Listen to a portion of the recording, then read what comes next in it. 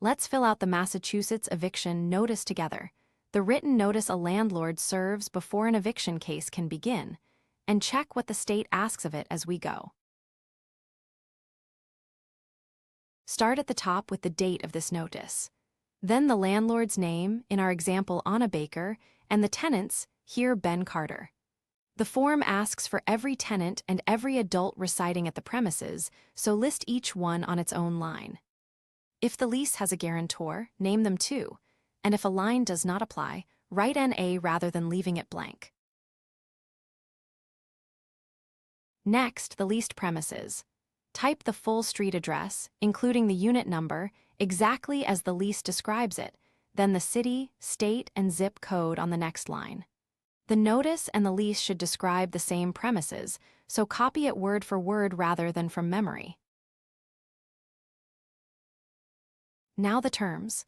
Name the lease document you are enforcing and its date, here a residential lease agreement dated June 1, 2023.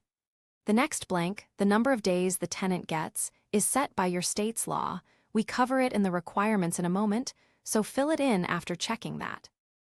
In our example, the problem is unpaid rent, so we tick past due rent, enter $1,200, and describe the period, February rent, due on the 1st.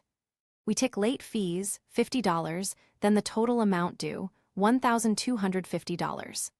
Tick only the boxes that actually apply and be specific. A vague notice is easier to challenge.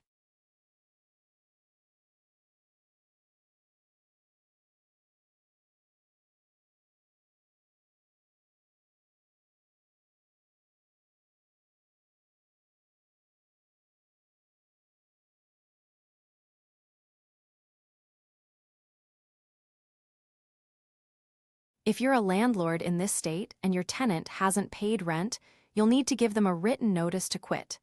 And that notice must give the tenant at least 14 days. Now, here's something important about what that notice must actually say.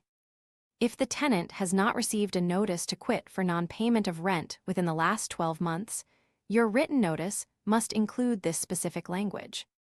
If you have not received a notice to quit for non-payment of rent within the last 12 months, you have a right to prevent termination of your tenancy by paying or tendering to your landlord's attorney, or the person to whom you customarily pay your rent the full amount of rent due within 10 days after your receipt of this notice. That's not optional language. Then the signature block. Print the landlord's name, sign on the by line, and add your title on the its line, here owner. The certificate of service records when the notice was delivered, how and to whom, complete it when you actually serve the notice, and use the notary block if your state or your attorney asks for sworn service. Keep a signed copy of everything for your records.